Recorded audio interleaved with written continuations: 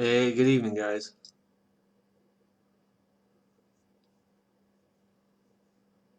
Hope you had a good week. It's been strange. The weather's been strange. Lots of rain, very little sun. But we're getting through. We're going to give people just a little bit time to get in. Hope y'all have had a good week. If y'all can't hear me, let me know. I'll try to adjust things.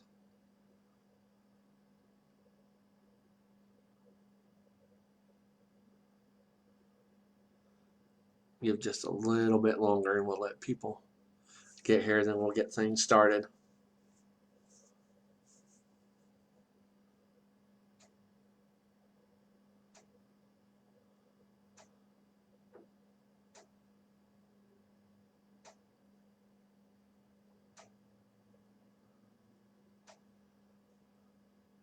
All right. Well, we're starting to get a few people coming in, so we'll get things started here. Tonight, I need to clip my mustache a little bit. Tonight, we're going to do something a little bit different, starting every other Sunday or so, whenever the mood strikes. We're going to do something called Oak Leaves Druidic Discussions. It's just going to be free form, nothing really, super planned out. We can do poetry. We can just talk about anything that we want to. It's for us. It's for people that are learning about things in Druidry, that are already in it for however long. This is for anybody and everybody.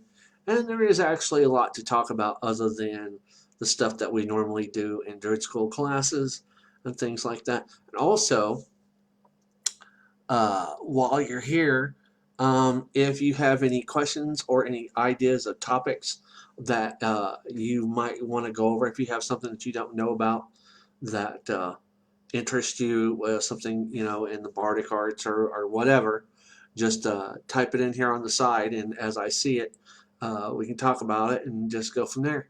Looks like we've got almost 30 people here. It's good to see you guys.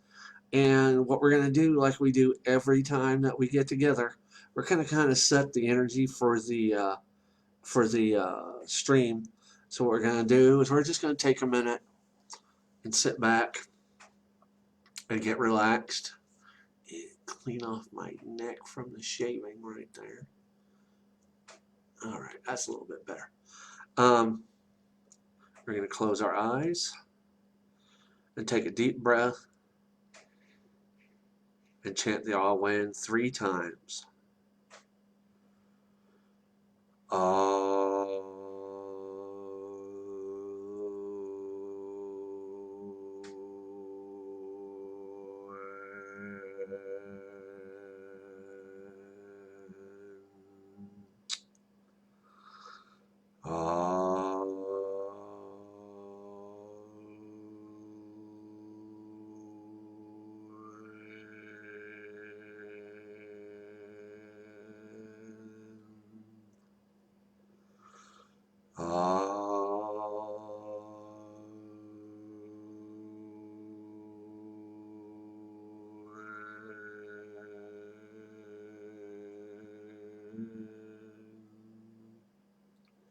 May the blessings of body, mind, and spirit be yours. I hope everybody's had a good week. And like I said at the beginning, this is going to be really free form, nothing majorly, heavy. We're just going to talk and just, spend some time together as pagans and as druids together. And we have hello from Alan Ramsey from Canada. Good to have you here. And for everybody else, holy crap, we're almost up to 50 people. Good to have you guys here tonight. Also, as always, it's time to get this over here just a little bit. Start out with a little bit of a drink. I'm drinking Seagram 7 and 7 Up.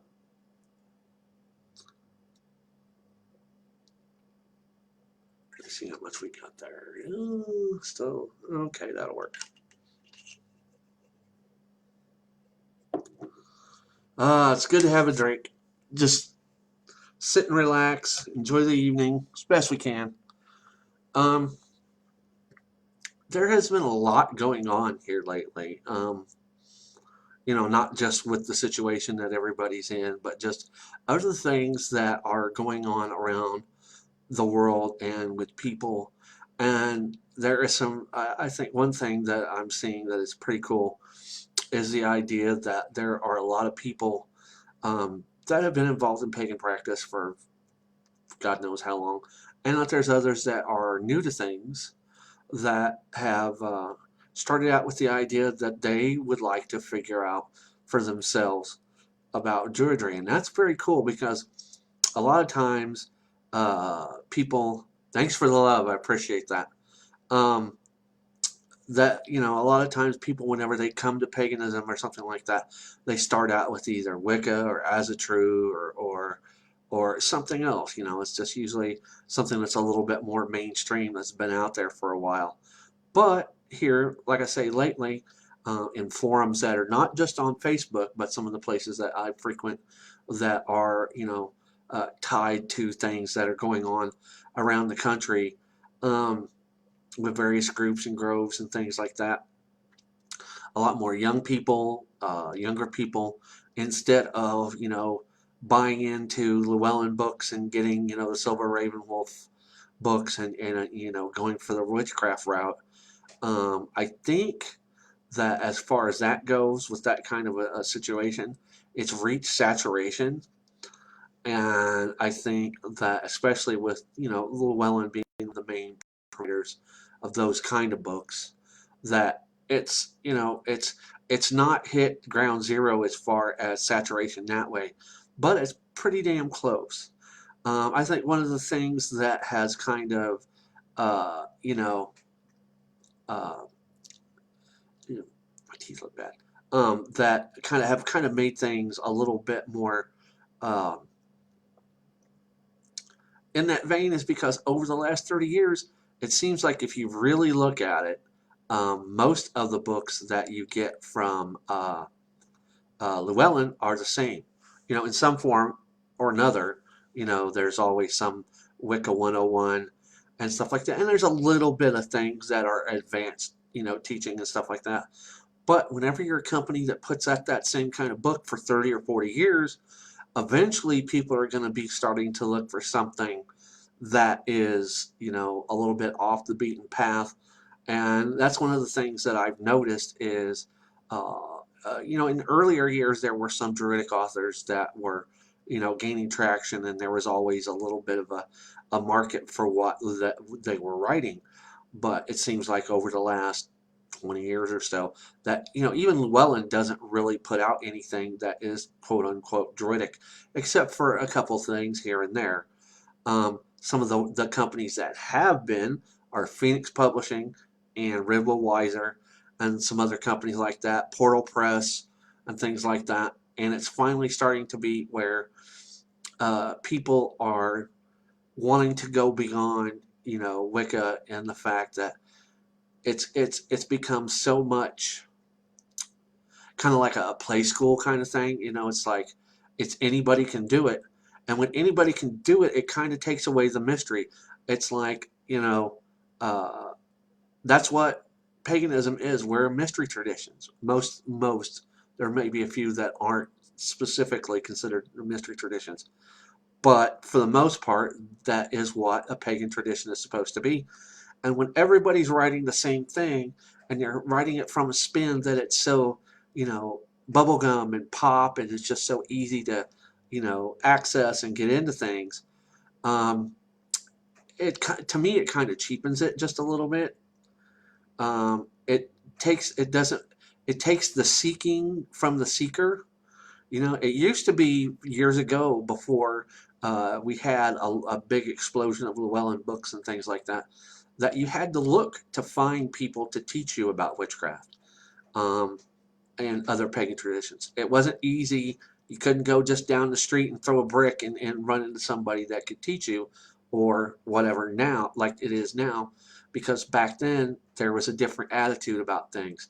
The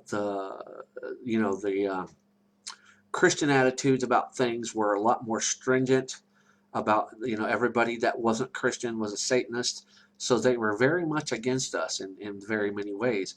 And there were people that were being harassed and things like that. So if you really wanted to learn about the mysteries, you had to seek out someone to teach you. And a lot of people weren't necessarily willing to do that because they didn't want to put themselves in danger. And I don't blame them, because if you live in any kind of an environment where you do have a chance of being harassed. And even here in the town that I live in within the last 30 years, it's not so bad now, but whenever I first got into things myself, people were having kids taken away for being pagan. There were people that were having pets, bad things done to their pets, and their pets were kidnapped, and all these different things. And especially here in my town, I think the thing that has made the difference is that we as a community have worked with everybody else to let them know that pagans in general, we're not here to be Satanists. We're not here to, scare the crap out of you for whatever reason that you think that we should be scaring you. We have lives, we have kids, we have jobs, we have homes that we take care of. We're the same thing as you. The only time that you would know that we are who we are is if you came up and, happened to accidentally, come up on us in a ritual situation. And it's like even back then, it wasn't something where everybody just flaunted it. We weren't doing rituals on the street corners. We did rituals at the right time, at the right place. And, we didn't flaunt things. And it came to the point where we decided that, you know, to live to live in a town like this, we kind of had to take away the secrecy element. So we started doing newsletters, and we did cable access TV shows, which I was on one for 8 years, the Pagan Show on Springfield Cable Access. And what that did was that allowed us to, you know, put our beliefs out there and let people know who we are, the different things that they feared about us, that we were going to eat their babies and do all this other stuff. That kind of paved the way for lesser amounts of resistance from the town. I mean, we're still in one of the largest Pentecostal denomination centers in the country, but still, for the most part, for everything that we dealt with then, we don't deal with so much now. And I think that's another thing that's made it possible for Druidry and that kind of thing to start to come into our state is the fact, I think one thing is being in the center of the country. We're an agrarian society here. We have our cities, Kansas City, St. Louis, and here, but there's a lot of rural areas that we have a lot of farms, and my family's farmers and things like that. So when you have that ability to be tied to the land and everything and be pagan and be forthcoming enough to, let people know that you're not all that scary, it allows you a greater latitude to, to do that. And that's so cool is because it's not just here. You see other places where people are finally coming together and are doing some really cool things in California, Arizona, Colorado, uh, Pennsylvania, just excuse me, just all over the country. And I think that's very cool because I think, um, considering, like I was saying about everybody kind of jumping the gun and everybody, going on to the Llewellyn side of things, it's the idea that, there are other traditions that are out there that are wonderful for what they do and are just as valid as traditional witchcraft and these other things that we've been learning about for the last 30 or 40 years. And it shows another side that paganism isn't all one dimensional. Not every pagan is gonna be seen riding down the street on a broom with a black pointy hat. That's not the way we all are. That's the way society likes to think we all are, but we're not. And that's why you guys are here today. It's like because you are you. You show the people around you in your town and your state and whatever that you're a different person. Yeah, you're different. Everybody's different. That's kind of the way it is. But the only thing is, though, even though we're different, we still, we have similarities. We're the same people as our next door neighbors. We just do different things. And when that happens, we, some people will leave us alone. They won't be as apt to mess with us. Like I say, because we've had people have their kids taken away from them and stuff like that. And the other thing that I think is the cool part, especially now, people are starting to turn to us for advice and things like that. And one of the things is when they look to the people who have a little bit of wisdom in the society, not only do they start to not fear us as much, we gain respect. And I don't know about you, but whenever you have somebody that actually shows you respect for who you are and what you do, that's a good feeling. That's a good thing all the way around, because then that shows that, our efforts to communicate to people are are working. And it's good because then it lets us do things. We can raise our kids. It used to be here you couldn't raise your kids as pagans. Um, you couldn't share with them your traditions or whatever, because your kids might accidentally tell that you guys that, we did a ritual for Samhain in our house, and they're talking about this at school. And the teacher asks, well, what's that? And then the kid gets in trouble because they told something that they maybe not should have in the school, and they didn't know. They don't know any better, some of the little ones.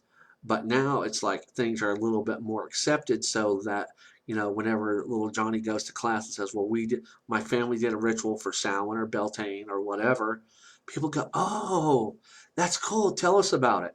Instead of being, looking at you in abject terror like you're spawn of Satan or whatever, because that's the things that we used to deal with. And I don't know if any of you have dealt with that kind of adversity in your life, for being pagan. But it's finally starting to be where people realize that we're not that bad. You're not that bad. Your kids aren't that bad. Um, and that's another thing. It's like right now, is whenever I think this is where I think we can shine, because what we can do with who we are is, there's a lot of people that are going through a lot of things because they can't handle being cooped up. They can't handle the lockdowns and all these other things. And one of the best things that we can do is be there for them the best way we can. Listen to them. Call them up on the phone. Call up somebody on the phone. Check on people. Um, you know, it's putting our practice on the road. It's not something that you just read in a book. It's something that you actually do. That's the one thing, a lot of kids will go, well, I've read all these witchcraft books, and I'm big oogie boogie and all this stuff. But then whenever you actually try to get them to, show you what they can do in ritual or whatever, they kind of cheese out on it, and you go, oh, okay, well, you've read all the books, but you haven't done anything with what you've learned. That's one thing, knowledge is not knowing something, and putting it in practice.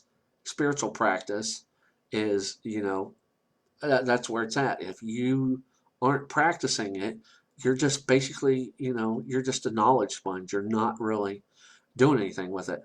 Um, and before we go any further, if anybody's out there, if you have any topics that you want to bring up, there's one that we're gonna talk about here in a minute that I've been seeing a lot about. I'm gonna take a drink too. To everybody out there, I hope you've had a good week.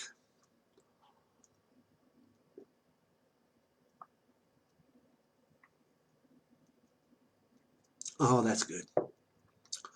But another thing that I've been seeing is that there have been a lot of new people, and I don't know if you've noticed this, um, but here lately there have been a lot of people on Facebook and various other places have been asking, can can girls and women be druids? And it's like, when you look at so many of the group rosters and membership roles, whenever you go into a group page and you see 800 members and you scroll down, there's a lot of women in there. But there's still a lot of women out there that don't know that yes, women can be druids, that yes, women were druids.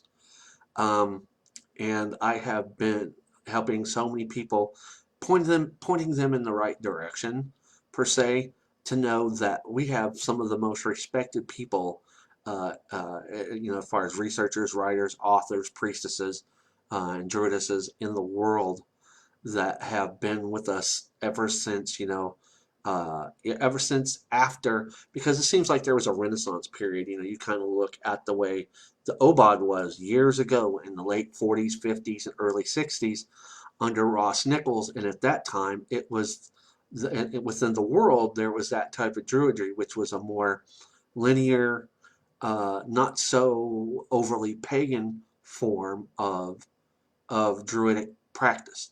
The that kind of tied to theosophical Church of England kind of druidic stuff, and then those that were truly under that were doing it but weren't putting anything out. Well, there came a period after the death of Ross Nichols that there was a little bit of a limbo, and then in the late 60s and early 70s, with the forming of the RDNA and stuff that went on with the RDNA and Isaac Monowitz later on founding Henri Fane, and some various groups in England, such as the Order of the Red Branch, British Druid Order, the IDO, the Irish Druid Order. It started to snowball, and that was very cool. Excuse me, because that allowed us to go to another level. It allowed different forms of druidry to blossom, to make themselves known in the world. And that's the one thing I think that uh, we need to foster that. So if you're out there and you're one of those people that have that bent for formation and information and gathering and putting things together, if you ever have the idea that you would like to start a grove or an order or an organization, my role to you is do it, because of the simple fact, here's the little bit of the thing for with me was, like I've said in various other broadcasts that we've done, holy crap, we're at 210 people. Good to have you guys here tonight. I give you guys a big thumbs up for hanging out with me. um, but in that time period of when I was a young pagan, I was learning things, gone through my first initiation in the coven that I was a part of, and I come to the point where I started to realize that there was something more out there than just witchcraft. And I started looking and I started finding out things. And then I kind of came up on druidic, thought and things like that. One of the things that was kind of in the back of my mind, well, okay, so we've got all this stuff. You've got druidry out there around the country and around the world. But what about right here? What about right where I live? And unfortunately, here in the town where I live in Springfield, nobody. Um, as far as anything organized in St. Louis and Kansas City, the last things that were organized really in St. Louis and Kansas City were in the late 60s and early 70s, and then those fizzled out. So at the time that I was looking into it was in the mid to late 90s. There was nothing here per se except for lots of solitary people. There was just all kinds of people that were solitary practitioners, but nothing really concrete put together. And in 1999, I had been a part of the Hengekeltria, led by Tony Taylor, who was formerly of ADF. And I went through a time of, like, I think about 3.5 years, almost 4 years, of working with the Hengekeltria, and I still, nope, nothing was happening around here. I mean, I don't know about your area. I don't know who's what and who's where, but for me, it was just like a ghost town. It's like I could be with the witches and other general pagans all day long, but as far as the thing that was calling me on the inside was the druidic side, there was nobody. I mean, none. And you could keep contact with people, the various message boards and things like that online, but that still didn't fill the void, if you know what I mean, of actually wanting to work with people in a druidic context. So that was the year in 2000 that I formed the Order of Standing Oak, and it's been going continuously in some form or another uh, since then. Right now, let me think, we have probably about 8 or 9 core people that have been with us some way or another from the beginning. And then as far as satellite people that attend events and classes and other things online and in person, we might have another, 15 to 20. And the thing that's good about that is it lets me know that in this town, because we have lots of women's circles and covens that are out in the open. We have a lot of covens that are underground that don't want to be out in the open. We have a yearly Pagan Pride Day, and it's usually a couple hundred people there at least, so that's a pretty good deal. But as far as, a direct quote unquote Druidic presence, for the longest time we didn't. So it comes down to the idea of, if you don't have a presence like that in your area, and you don't, I mean, I'm one of those people that I can do individual work easy. Anybody can do solitary ritual, meditation, and things like that. But for me, it comes to the point where you eventually want to start doing something with other people. And the reason for that is because of the fellowship of, uh, you know, greater energy for whenever you work.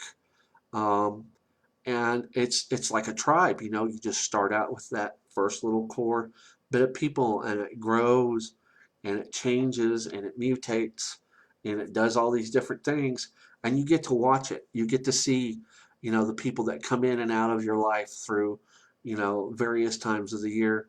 And I'm getting up there in years. I'm going to be 53 here pretty soon, moving up further and further into my saging years. And one of my goals is that before I die, that I can hand this off to somebody else and let them carry it forward, onward. And that's why we're doing classes. We're doing, uh, what I'm trying to come up with right now is a training program that is dealing with the Irish pantheist aspects of what we do in ritual, because what I want to do is put that in some kind of a PDF form or a bindable book, get it done for like 20, 30, 40 bucks, and then have something to where that anybody that's anywhere else in the country or around the world can start up a unit or a grove of the Order of Standing Oak and work, for themselves. Also, before that, I'm looking to there have been a few people that have been interested in studying as individuals, and I'm taking them and mentoring them to the point that eventually they can possibly initiate into the order itself. Because this is an initiatory group, we have steps for that, we have studies, we have a bardic grade, we have a seer ovate, and we have a druid grade, which has its own uh, um, responsibilities and things that go along with it. And I think that's very important too, is because, like I said, with the idea of the Llewellyn thing earlier, a lot of people, they go through it too easy, I think. Um, you know, there's been groups that I've seen that they give out initiations just for showing up. If you come to, like say there's, the 8 Sabbats, if you come to 5 or 6 of them out of the year, and you ask to be initiated, they will initiate you. The only thing about that is, though, it's like they may initiate you, but do you understand what it is? Do you understand why they do ritual the way they do? Do you understand, these various things? I mean, it's great that you want to be on that path, but being on the path and being initiated into it is a different thing. And a lot of people say, well, if you're worshiping, why do you need to be initiated? There's a reason for it. And the reason for it is, for one thing, in a modern age, for one thing, it's a security thing. Okay. As an example, back in many, many, many, many, many, many years, in England and other places, the idea that there were groups of people that were maybe not, they didn't necessarily call themselves covens, but they were groups that worked pagan ritual out in various wooded areas and things like that. And this was around the time that Christianity was really starting to take a hold, and these other things. So there was always the idea, that's where secrecy came in. The idea that they would keep their meeting secret, that they wouldn't tell anybody, um, and so on and so forth. So whenever you have somebody that might have, through some measure or another, come into contact with that group, and they say, well, I want to be a part of what you're doing. Well, as a security thing, you kind of have to see, where does the person's heart lie for this? What is their motive?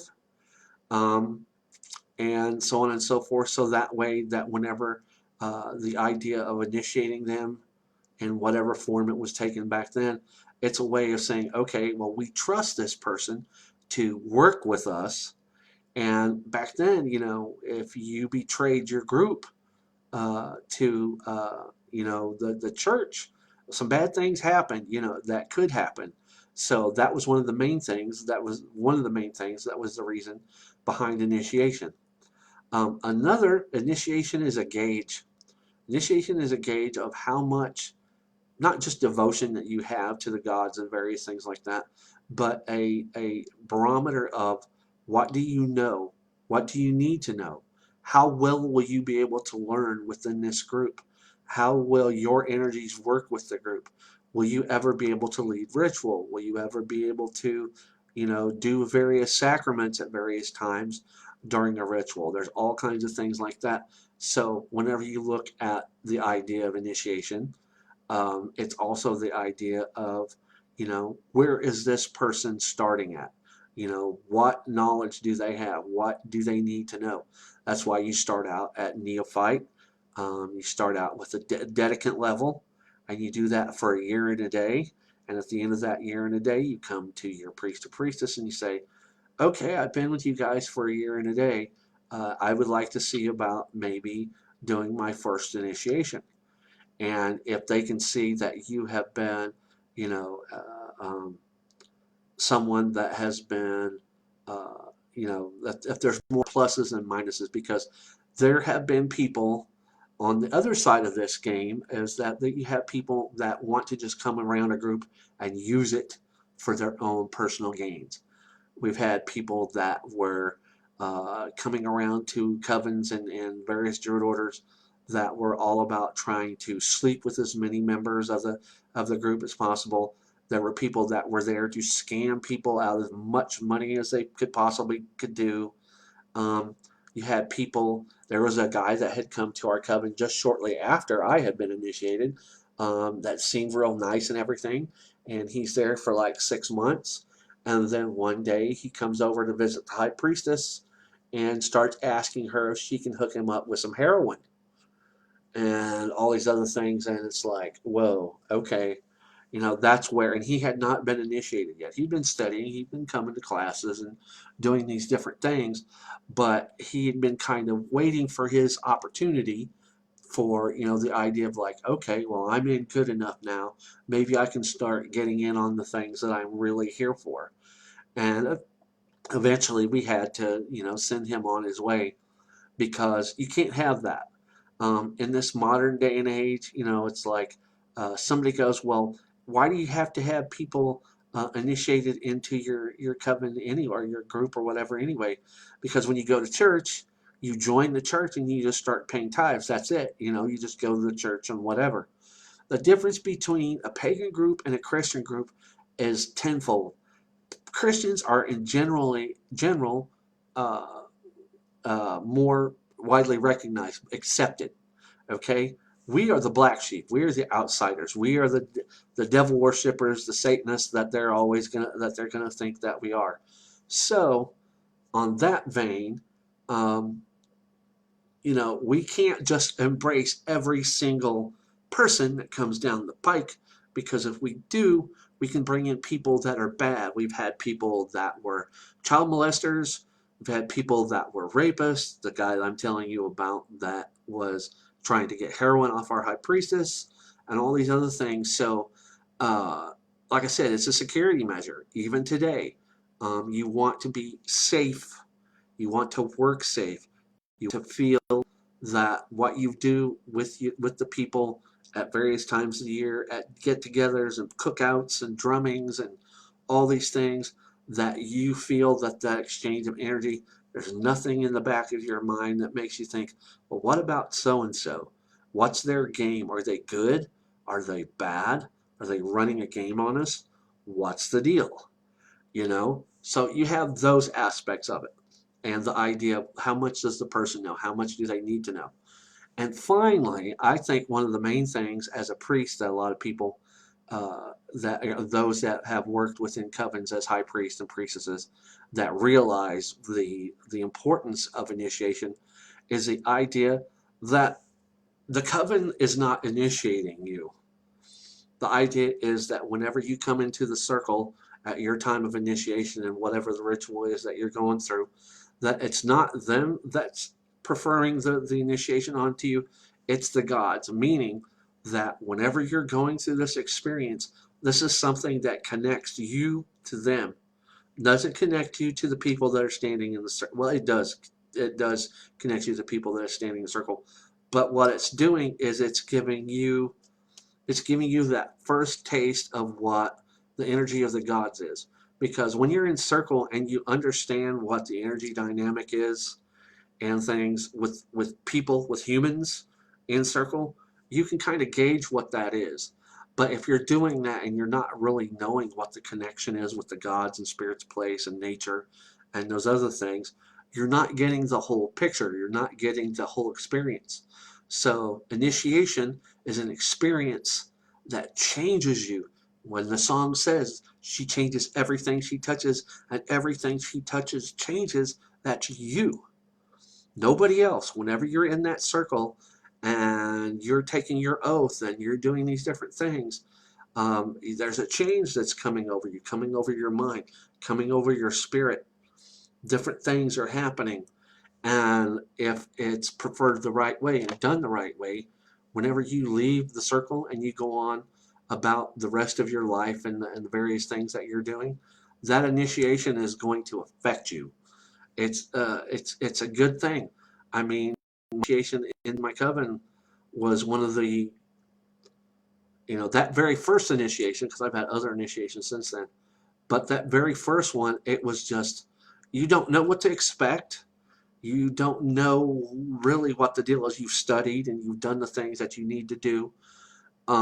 But whenever you know that that connection has been made, I've talked about the light bulb going off over your head. Oh my God. Think about 100 light bulbs going off over your head, and it's those really high CFL ones that one light bulb will light up a room. Think of 100 of those lighting up a room because that connection is so strong and you know it.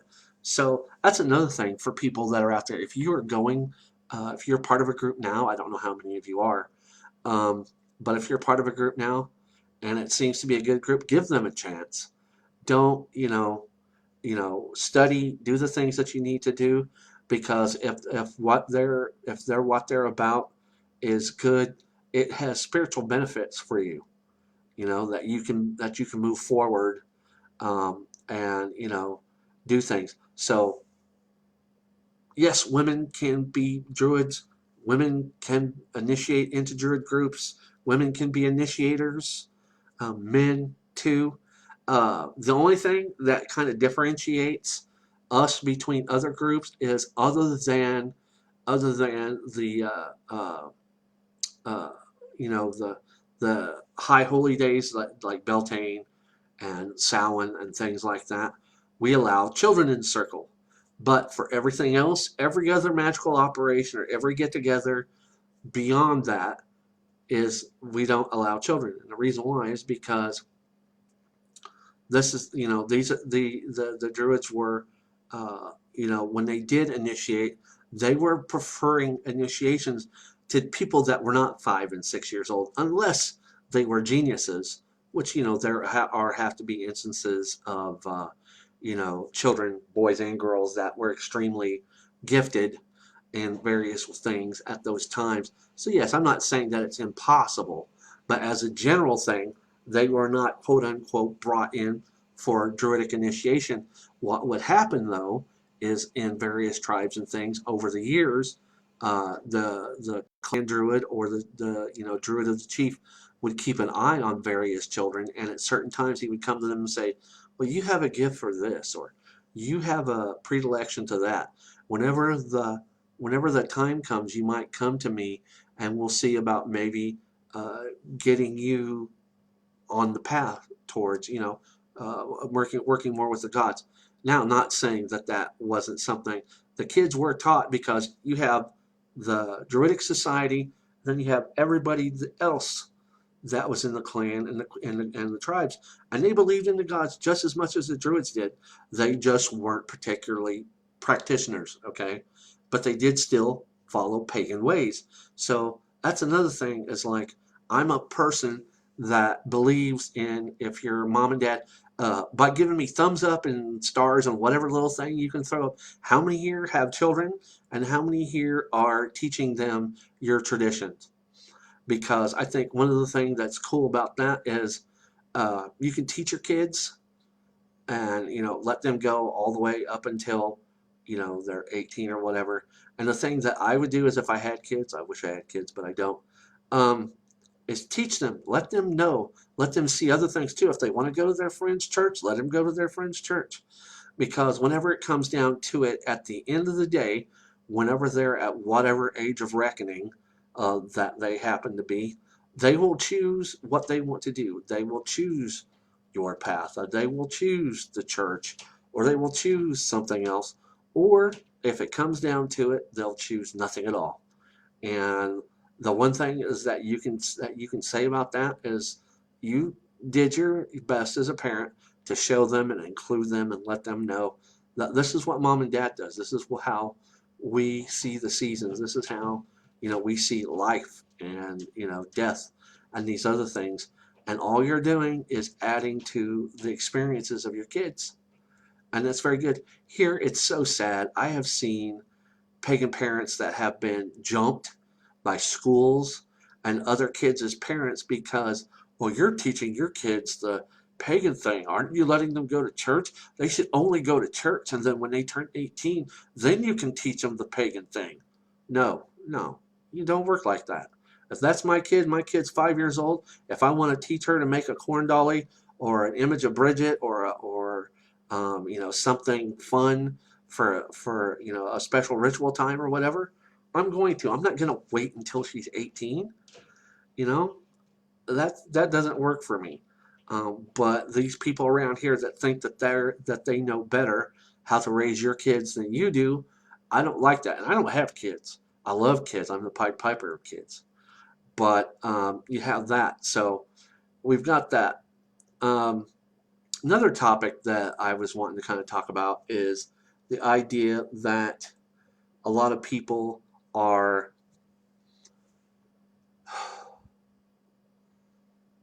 they have a fear of connecting with nature. And what that is like, here years ago, we used to go everywhere around here for outdoor rituals, camping weekends with rituals, and all these different things. And that was from like 1990 till, I don't know, probably right around 2000, something like that. And, it's just everybody and anybody, they would go.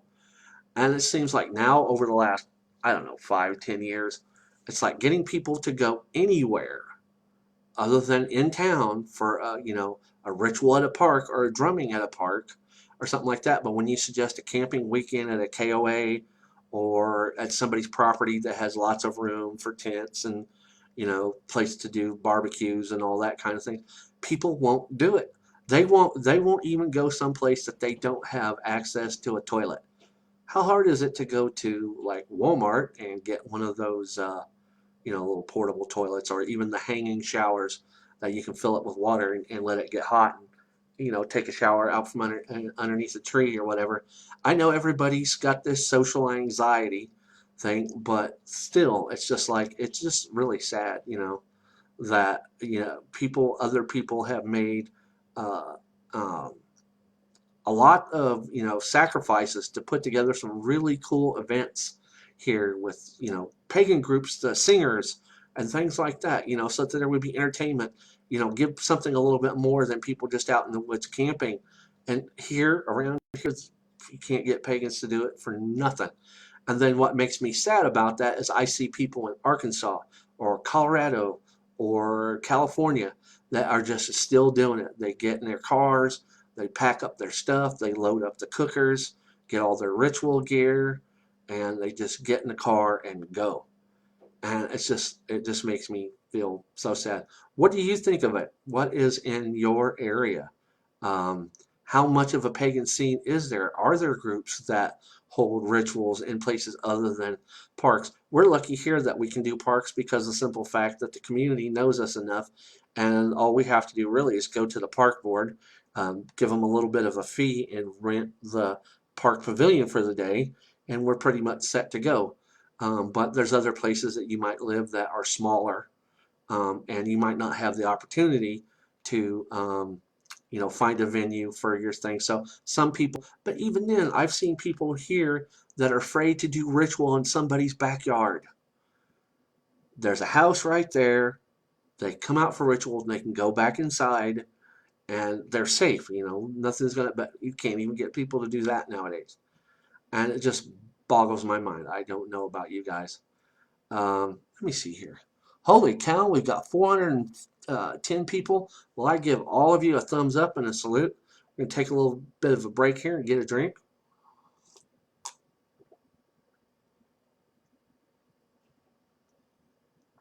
Oh boy. Also, before I forget, anybody that's here tonight, we've got coming up this Thursday at 7 p.m. We're doing Druid School Lesson 6. And this is the one that everybody's been kind of messaging me about. When are you going to talk about altars? So what we're going to be doing is we're going to be talking about Druid sacred spaces, indoor and outdoor. We're going to be talking about altars. We're going to be talking about regalia, the things that Druids have on their altars and on their persons whenever they're working ritual, and just a whole bunch of cool stuff. So for those of you that have been wanting to know, how do I do my Druid altar? And here's the thing though, I qualify this statement with, there's 150 million different ways that you can do your altars, because the simple fact, all the altar is for you is your place to connect to the gods and the ancestors. So as far as me trying to say that there's any one perfect, correct, super duper right way, there's not. It's what works for you, and it works with what you have at hand. Excuse me. But at the same time, I'm a person that whenever I put an altar together, there's a purpose behind it. Everything that goes on my altar is there for a reason. I don't put too many extraneous things on an altar because one, it clouds the energy that's on the altar, and it's a space that as you go to it more and more, what's going to happen is it's going to build up its own energy. You're going to infuse your altar with your energy. Your husband, your wife, your kids, whenever they're there with you for ritual, they're going to impart their energy to it. So the things that are important to you are the things that should go on there. But I'm going to give you a general historical outlook on Druid altars, and things, how they've been set up and why they've been set up and where they've been set up, and kind of give you that idea. And we're going to be doing this a little bit more often. This is Oak Leaves, our very first one, Druidic discussions. And we're going to be free form. One night we could do a poetry slam. Um, and what I want to do is see if there's some way that I can use OBS to hook up to Zoom and allow some of you guys that want to come on here and sing a song or share a poetry or a story. Just by thumbs up, how many here are do you write? Do you play an instrument? Do you are you a singer? Are you a healer? Are you somebody that loves to grow and work with herbs? What are the things that interest you? And we can start, dealing with that. We'll have discussions about those things here as well, because I think it's important, that um, people have an idea of what everybody's doing, because, there's more than just me out there. Um, and hopefully, we're going to be sending energy and doing working that we can get through all of this in one piece and get back to our lives. But I think one of the main things with this is that you all of you guys that are with me every week, and I appreciate you very much, is the idea that you have somewhere to go to talk about these things. You know, we're going to talk about death. We're going to talk about life. We're going to talk about the gods. There's all kinds of things. Stories, movies, Druidic movies. As an example, I tell you what, we'll give you one Druidic movie for the week that you can check out that I highly recommend. And I think you can watch it unmolested without having any kind of copyright strike or something like that on YouTube, but I don't know how much longer it'll be before it gets messed with for whatever reason. But the name of it, the movie is called The Secret Life of Rowan Inish, and it's spelled RoaninnIsh.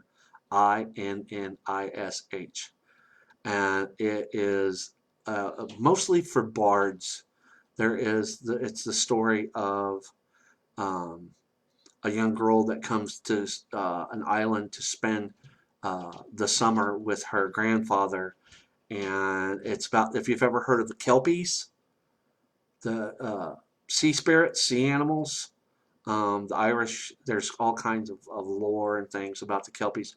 Well, this is basically a story of a Kelpie and how this little girl finds it and everything like that. So it's very cool. And yes, there are Druidic movies on there.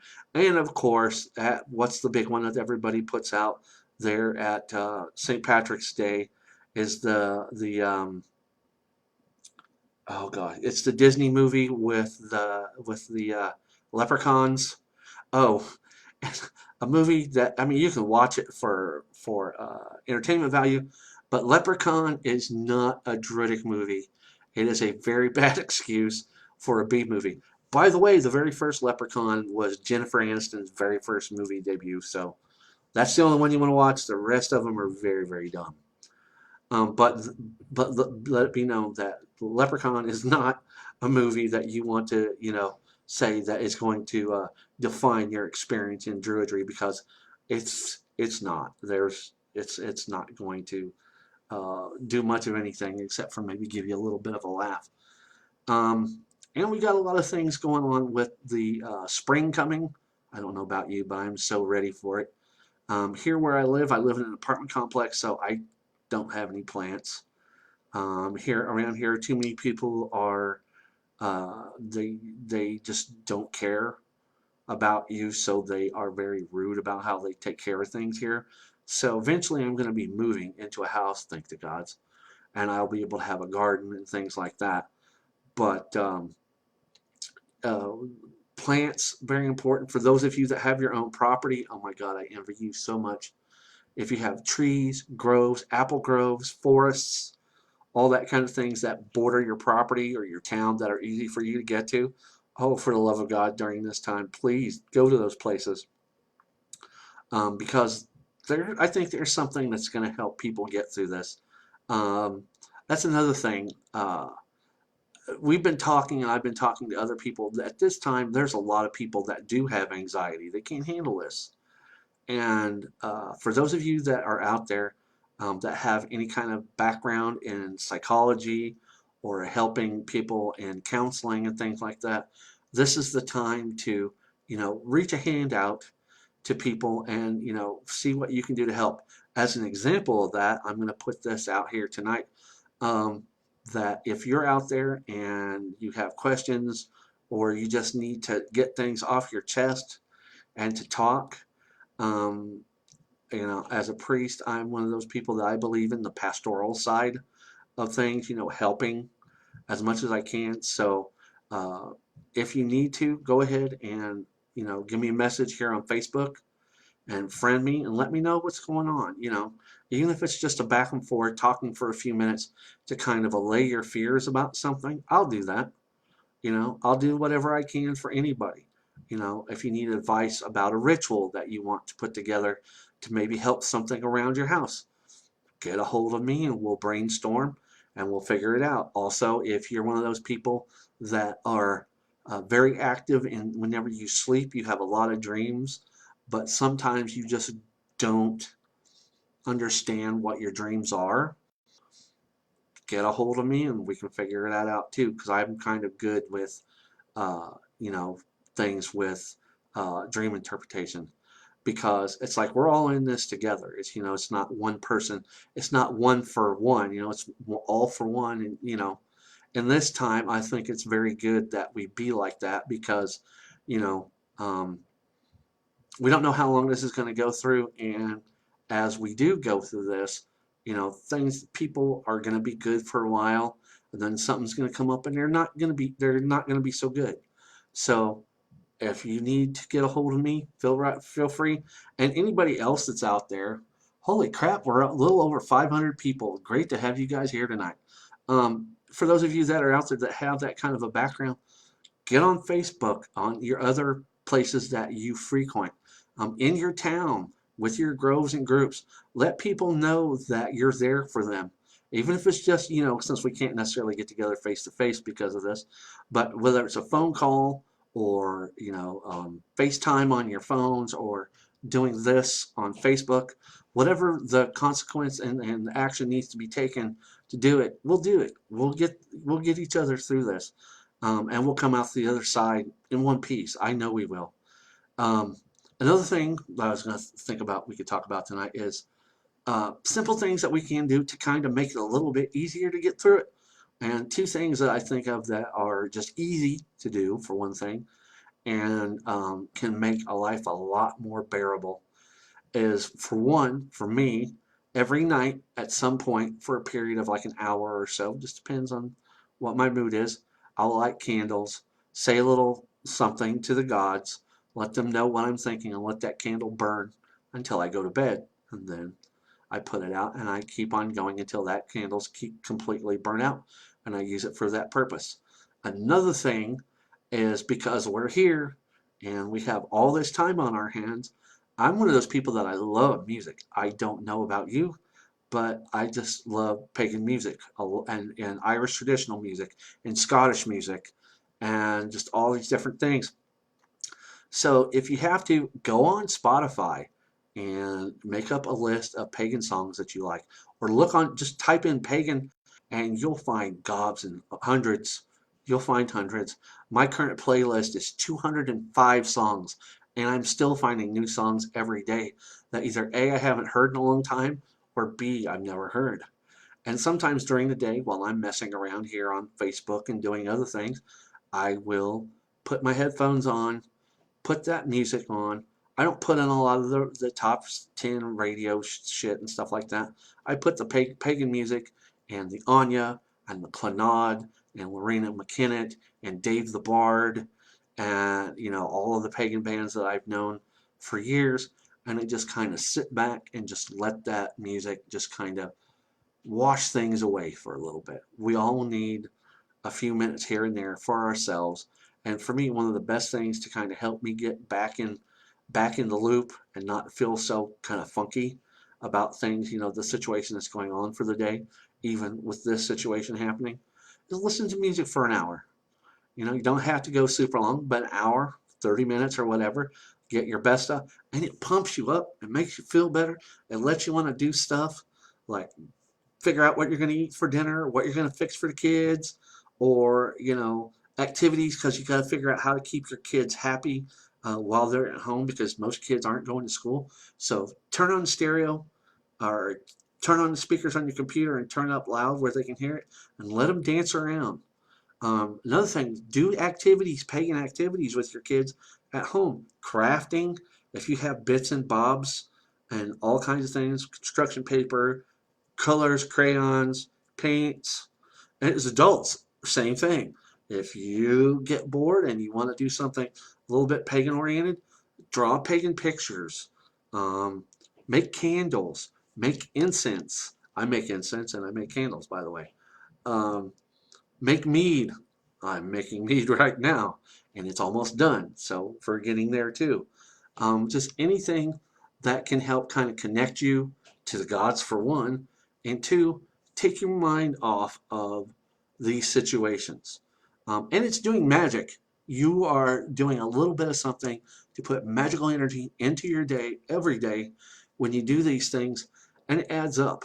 There will be days that we won't be in tip top shape, and there will be other days where things are bearable. We're doing okay. And I think as we go through that sine wave of, up and down, I think the ups are always going to be the times where you take a little bit of time for yourself. You don't overdo anything, and be pagan. Don't be afraid to be pagan at least some point during the day. Say a chant, sing a song, walk around your house naked for 20 minutes. Do whatever works for you. But and in the same way, for the Druidic side of things, putting things out to the gods, asking questions. All you can do is, like, if you have a question, ask it. Then just forget about it. Go on about your week. Do whatever. Because even asking questions, I believe that later on, at a time when you don't expect it, you'll be doing your thing, something will come up, then all of a sudden, that question that you asked the gods, a month ago or whatever, the answer, or at least something akin to it, will come up. You'll see it in a book you're reading, or a program you're watching, or something that somebody says to you in a conversation or whatever. That's the reason why we're doing Oakleys, is having these discussions, is how can we be a little bit more magical? How can we pay attention to ourselves in a Druidic vein, the Bardic side? And that's another thing. Another thing is, I challenge you folks that if you want to, I love people that sing, that can play an instrument. So if you have a cam such as this or whatever, I would love to see somebody send me, friend me here on Facebook and send me them reading their poetry or singing a song or playing a flute. Um, I have I checked yesterday and I have friended on Facebook. I have 30 people, and I've done this on purpose, 30 people that I've friended because they play the harp, and the Celtic harp specifically, that type of playing. And there are some beautiful people, men and women, that can play the harp. It just, oh, I can't play, and the harps that these people are playing are something that I couldn't afford for a long time. But I do that because it's something that I'm interested in, and I connect with them. I tell them, thank you for so much. Thank you so much for friending me, for one thing, and for two, the reason why I friended you is because you have a gift that very few people have, and that I thank you for sharing it, especially here on Facebook. Cat memes and puppies and all that stuff is great, but when you see the talent that so many people have, there are people here that are armorers that make weapons and armor that are in the Celtic vein.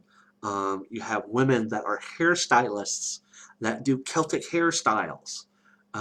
That's one of their things that they are good at. All these different things. Whenever you see that kind of thing, and somebody asks to friend you, and you see that they have that kind of talent or something, you're looking at their page or whatever, and you see that they have those things, oh, instantly, as much as you feel safe, don't just friend everybody, but whenever you get that idea, like, oh my God, I really want to know more about this person because they seem so cool. And that's the one thing also, is I don't know how many of you have noticed this, but for every bad apple that's here on Facebook, which, face it, there's tons of them, but whenever you go into a lot of the pagan groups that are any good, and you find the ones that have a high percentage of really cool, stable, sound pagan people that know what they're doing and enjoy life, oh my God, you're like a kid in a candy store. I'll go back. I check my groups every single day. I check all the groups. I see what some people have put up. I read articles. I read their blogs. I check out their YouTube channels and all these different things. And I'm telling you what, I'm learning and enjoying just as much from the people and you that are here on Facebook than I would ever by going to a bookstore or ordering from an occult shop online or whatever it is. There's too many of you out there that are just incredible people. And, that's why we call it the pagan movement. It's our community. It's what we do. And I'm going to keep doing it. You guys can keep friending me and I'll keep friending you. And we'll keep sharing information. We'll keep holding these classes and doing these Druidic discussions. As a matter of fact, we're going to get ready to shut this down here in a couple minutes. But like I just said a little while ago, we've got Druid School Lesson 6 coming up this Thursday. That's coming down.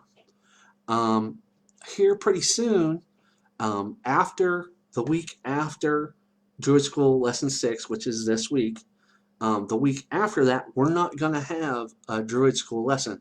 The reason why is because that weekend on May the 2nd, we're doing Beltane. And what that is what we were going to do is we were going to have Beltane in the park. But because of the coronavirus, we can't do that. So what I've decided is, okay, it nipped us out of the bud from meeting face to face and doing our thing here as a community. But we have this. We have this live thing that I'm talking to you on. So what we're going to do is we're going to make Beltane in the Park be the Beltane on Facebook. And what that's going to entail is on May 2nd at about between 5 and 6 p.m. I'm going to get on here, and what we'll do is we'll take a period of half hour, 45 minutes or so to fellowship, hang out, eat, have potluck, online potluck. I'm gonna grub just a little bit, not so much.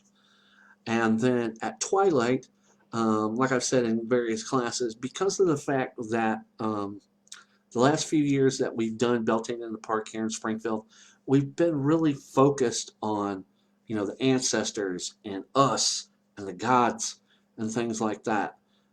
That there's other things that we haven't paid attention to like we should. And one of those things is the idea of the Fae, the fairies.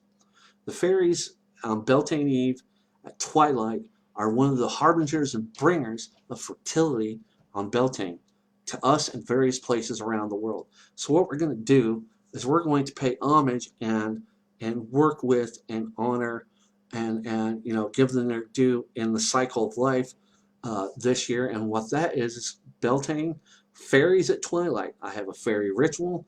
I have a fairy altar that is just beautiful. I'm gonna set it up, and you guys. I even have a fairy themed altar cloth that is beautiful. I had to order it through Amazon. Amazon almost didn't get it to me, so I almost gave Amazon an earful of what I thought, but then they kind of got their act together and got everything that I needed here in time. So we're going to have a beautiful altar. We're going to have a beautiful ritual, and I invite you to come. All you got to do is turn on your computer. If you want to dress up, get into your ritual clothes, have a little bit of a snack, have some drinks with you, and then participate, because we're going to make it to where you can participate in the ritual online. You won't have to do anything overly spectacular, but this is our time to come together, because a lot of you out there, either work personally and don't have anybody to do Beltane with, or some of you do have people to do Beltane with, but because social distancing and lockdowns and things like that, you're not going to be able to do that either. So we have the next best thing. So that's going to be May 2nd. So the week after this one coming up, we won't have a class, and we will go ahead and do Beltane. So that's going to be really cool. What I'm going to do after this is I'm going to take a few minutes, render this down, and put it through a program to where I can upload it to YouTube. And yes, I do have a YouTube channel. The channel is A Pagan Perspective, all one word across there. And we have the last 5 classes on there. We have meditations. We have the Sunday night get-together that we talked about. Everybody's been asking me what books to read. We have the Druidic bookshelf, things that I personally have that I think are good for you to have on your path to learn various things about Druidry. So you can check those out. If you want to like, comment, and subscribe to the channel, that would be great. We've got stuff from way back whenever the channel first started. I think we started the channel 2013. So we've been on there for a little bit, and it's been great. We have a blog, which is just great going on. And if you're out there and you've never been to it here on Facebook, we have our group, Missouri Druid School. And we've got people from all over. We've got people from Colorado, here in Missouri. We've got people from Canada.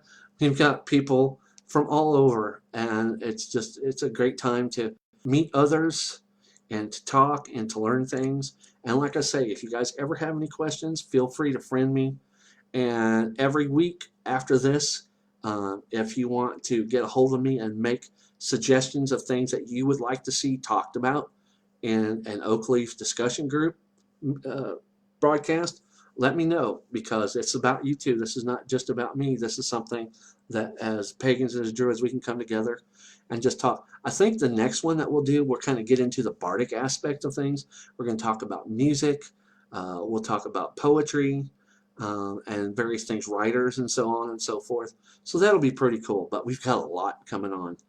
Um, so what we're going to do, kind of close this out before I shut things down, is we're going to do what we did whenever we first started this. We're just going to kind of let the energy kind of just, go with itself here. And what, holy crap, 650 people here. Awesome. I'm so glad. Give me a thumbs up. Let me know if you enjoyed things tonight. If you like this, it kind of lets me know if anybody's out there and what they think. Let me see a thumbs up or a loves. And what I want you to do as we finish this off, I'm going to go ahead and kick back. We're going to close our eyes. We're going to breathe deep, and we're going to chant Awen 3 times.